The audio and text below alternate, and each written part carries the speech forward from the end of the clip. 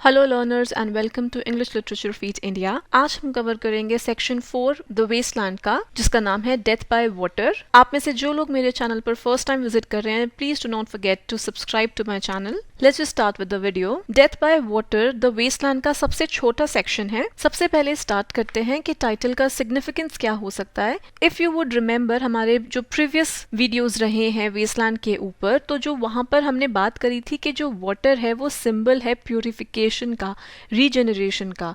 लेकिन जो modern land है, उस मॉडर्न टाइम में वाटर के ये फंक्शंस अब खो चुके हैं और वो अब बजाय एक सोर्स ऑफ रीजनरेशन के, वो अब एक सोर्स ऑफ डिस्ट्रक्शन बन चुका है। क्यों? क्योंकि इस एरा में, इस टाइम में जो मॉडर्न मैन है, even they have become beastly, जो कि सिर्फ और सिर्फ पैसे के पीछे लगे रहते हैं या फिर सेंशुअस प्लेजर्स के पीछे लगे रहते हैं। जैसे कि वो इससे प्रीवियस सेक्शंस में वो सिडक्शन की, सेक्स की बार बार बात करता है। तो जो आजकल का मॉडर्न मैन है वो इन सारी चीजों में लगा रहता है। So water becomes a very important symbol for not just this particular section but for the entire poem, the entire wasteland. Let's start with the text now. Phlebas the Phoenician, a fortnight dead. अब Phoenician क्या होता है? Phoenician पुराने time में एक जगह का नाम था, फिनिशिया। तो फिनिशिया से आता है फिनिशियन, यानी कि फिनिशिया में रहने वाला। लाइक हम इंडिया में रहते हैं तो we are Indians, similarly Phoenicia में रहने वाला फिनिशियन। फ्लीबस आदमी का नाम है।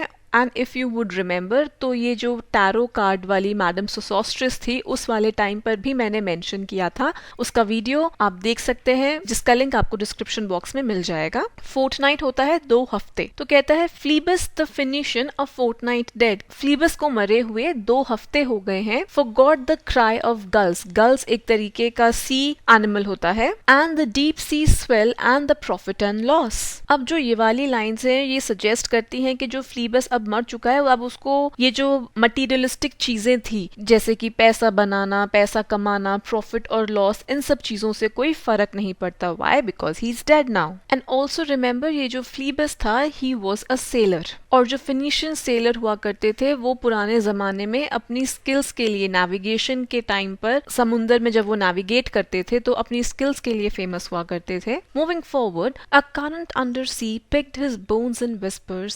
As he rose and fell, he passed the stages of his age and youth, entering the whirlpool. Gentile or Jew, O you who turn the wheel and look to windward, consider Phlebas, who was once handsome and tall as you. तो यहाँ पर he starts telling you कि कैसे वो एक current में, एक Whirlpool क्या होता है। वर्लपूल अगर आप लोगों ने मूवीज में और कार्टून्स में देखा होगा, तो जैसे वो पानी के अंदर भंवर आता है, वो गोल गोल सा जो अपने अंदर सारी चीजें ले लेता है, दैट इज अ वर्लपूल। तो कैसे he drowned in that, he was caught in a current, in a whirlpool, और ही वॉज कैरिड अवे। और जो उसकी बॉडी थी, that body rose and fell with the water.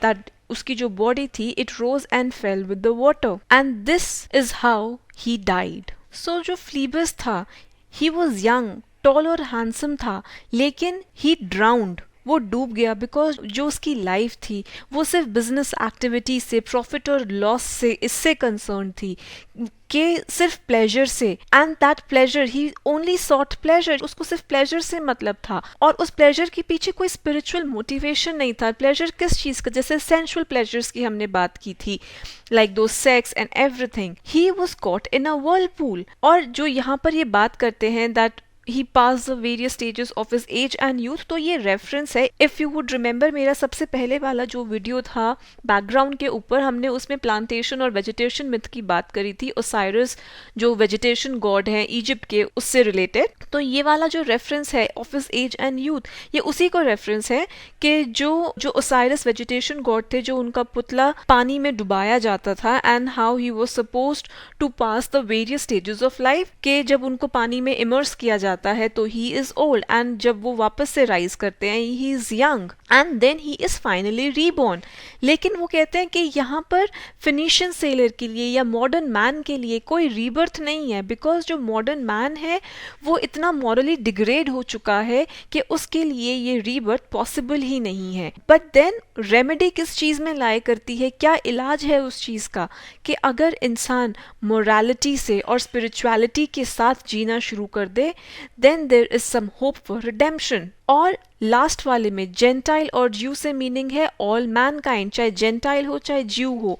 Biblical reference है कि distinction के जो भगवान में विश्वास रखते थे वो और जो भगवान में विश्वास नहीं रखते थे वो। यहाँ पर कहने का मतलब हुआ कि ऑल मैनकाइंड, हमें अपनी जो जीवन की बागडोर है, जो लाइफ की व्हील है, वो जो आज के टाइम में खुद लोग टर्न कर रहे हैं। कहने का मतलब क्या हुआ, oh you who turn the wheel, कि जो हम खुद उस व्हील को टर्न कर रहे हैं। Meaning that the modern man is leading a life which is uncontrolled by spiritual considerations, के completely reject कर चुके हैं भगवान को। एंड यही वजह है आज के टाइम में डिग्रेडेशन की, डीके की, डिस्ट्रक्शन की। लास्टली ही सेज कि हमें फ्लीबस की ट्रैजिक डेथ से एक सबक सीखना चाहिए। चाहे हम भगवान में विश्वास रखते हों या ना रखते हों, हमें अपनी डेस्टिनी को अपने हाथों में कंट्रोल करने की कोशिश नहीं करनी चाहिए। और अगर हम ऐसा करते हैं तो हमारा भी वही हश्र होगा, वही हाल होगा जो कि फ्लीबस का हुआ था, जो कि एक समय पर हमारी तरह ही टॉल और हैंडसम था। हमें भगवान में विश्वास रखना चाहिए और अपनी डेस्टिनी उनके हाथ में छोड़ देनी चाहिए। So this is what this entire section is about. With this we end the video. If you're new to my channel, please do not forget to subscribe, like and comment on this video. You can also follow me on my Instagram. बाकी मेरे social media handles के link आपको description box में मिल जाएंगे। Thank you.